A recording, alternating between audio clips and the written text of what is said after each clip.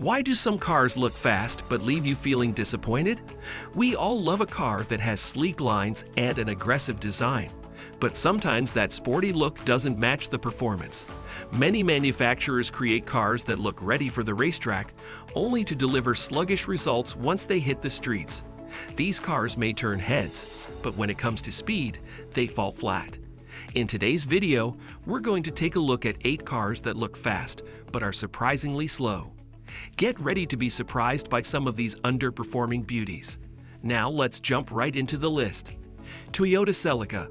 The Toyota Celica certainly looked the part when it hit the streets in 2000.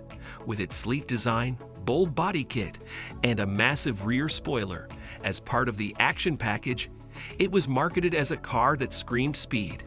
Ads proudly claimed, "Looks fast," and they weren't wrong about the appearance. But the reality? A different story. Despite its aggressive looks, the 7th generation Celica was severely lacking in power. The base model came with a 1.8-liter engine that produced just 140 horsepower, hardly enough to live up to its sporty image.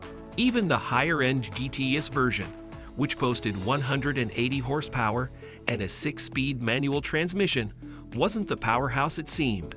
The engine's high compression ratio made it difficult to modify or boost performance, leaving drivers stuck with stock power levels. The Celica was part of Toyota's Project Genesis, an attempt to attract younger buyers. But like the project itself, the car failed to deliver where it mattered most: performance. In the end, the Toyota Celica looked fast, but its lackluster power left drivers wanting more. Mazda RX-8. When Mazda announced the RX-8, fans of the brand had high hopes. After all, the RX-7 was a legendary sports car with a turbocharged rotary engine that delivered 276 horsepower and a lightweight design. It was quick, nimble, and an absolute blast to drive. So when the RX-8 came along, gearheads everywhere were excited to see what Mazda had in store. But the RX-8 didn't quite live up to the hype. Gone was the turbocharger, and in its place was a naturally aspirated rotary engine. Power dropped to 232 horsepower, and the car gained weight. The RX-8 also picked up 2 additional seats, making it a more practical option, but at the cost of performance. The added weight and lack of turbo meant that the RX-8 was slower than its predecessor, taking a full second longer to complete the quarter mile.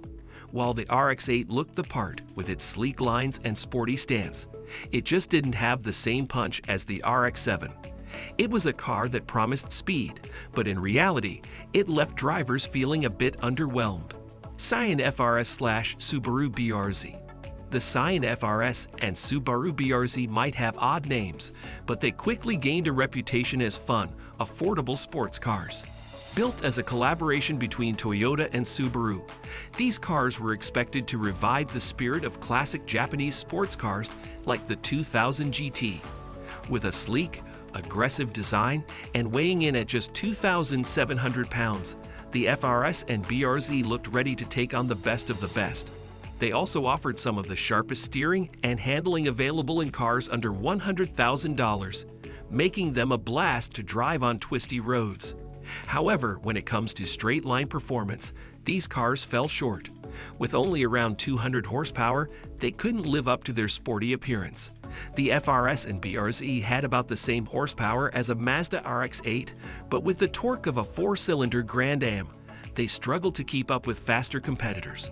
While they looked like they could take on high-performance models like the Honda S2000, the lack of power made them feel sluggish in comparison. Despite their fantastic handling, the FRS and BRZ just couldn't deliver the speed their looks promised. Fisker Karma. The Fisker Karma is a car that looks like it belongs on a racetrack but performs more like a cruiser. With its sleek, futuristic design, it certainly turns heads, and its sporty sedan looks give the impression that it's ready for serious speed. But under the hood, things are a bit different. The Karma can run on electric power or a combination of gas and electric, but it takes 5.8 seconds to go from 0 to 60, and it covers the quarter mile in about 14.5 seconds. Decent numbers for a car like the Mazda RX-8, but not for a car that looks like a competitor to the Tesla Model S. If the Karma looked more like a practical hybrid, it would be easier to appreciate its performance. But with its aggressive design and premium price tag, people expect model as level power. To make matters worse, Tesla's P85D in ludicrous mode hits 60 in just 2.8 seconds and crushes the quarter mile 4 seconds faster, all for around the same price. The Fisker Karma just couldn't live up to its bold looks and high expectations, which may be part of why Fisker went bankrupt. Plymouth Prowler. The Plymouth Prowler looks like a hot rod straight out of a dream, with its bold, retro design that screams speed and power. When you first lay eyes on this two-seater, you can't help but imagine it packing serious horsepower under the hood. It was part of the early 2000s retro craze and had the potential to make Plymouth cool again. But unfortunately, the reality didn't match the look. Instead of a roaring V8, Chrysler gave the Prowler a 3.5-liter V6, borrowed from the Dodge Intrepid, a car most people don't even remember. The engine produced just 214 horsepower, which was decent for its lightweight design at under 3,000 pounds, but nowhere near what the looks promised. With its hot rod appearance, people expected Corvette-level power, but what they got was more like a base model Camaro in terms of performance. To make things worse, the Prowler's price was closer to a Corvette's, which only added to the disappointment. The Plymouth Prowler is a car that looked like it could blow the doors off anything in its path, but its lackluster power left drivers underwhelmed. Chevrolet SSR. The Chevrolet SSR was meant to combine the best of both worlds, a retro-styled convertible and a pickup truck. When it debuted at the Detroit Auto Show, it caught everyone's attention with its unique design. But once it hit production, things went downhill fast. Chevy built the SSR on the long-wheelbase Trailblazer chassis, which wasn't exactly ideal for a performance-focused vehicle. Weighing in at a hefty 5,000 pounds, this swoopy roadster struggled to live up to its sporty looks. Under the hood, the SSR initially came with a 5.3-liter V8 engine producing 300 horsepower, but that wasn't enough to move its massive weight quickly. Despite its flashy appearance, it struggled to get below 16 seconds in the quarter mile. Later on, Chevy added a more powerful 400 up ALS2 V8, which helped, but it still couldn't compete with other vehicles in its price range.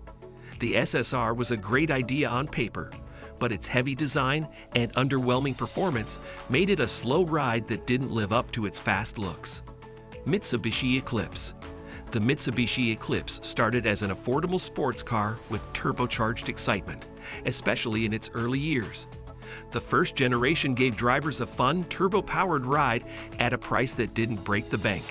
Even the second generation, despite its slightly bloated design, still kept things exciting with turbo options. But then came the third generation, and Mitsubishi decided to take out all the fun. Gone was the turbo, and in its place was added weight and strange body cladding that made the car look more like a Pontiac. The sporty, lightweight spirit of the Eclipse was nowhere to be found. The fourth generation tried to bring back some excitement with a 263 horsepower V6, but it still fell short. With a curb weight similar to a Mustang GT, but without the torque or rear-wheel drive, the Eclipse was more show than go. It had flashy looks but couldn't back them up on the road, losing out to cars that cost less and performed better. If you're after a car that looks fast but won't keep up with a 15-year-old Mustang, the Eclipse fits the bill perfectly. That wraps up our list of cars that look fast but are surprisingly slow.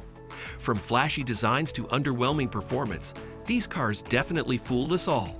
If you enjoyed this breakdown, be sure to like, subscribe, and hit the bell so you don't miss any future videos from Global Car Treasures. Thanks for watching, and stay tuned for more insights into the world of cars.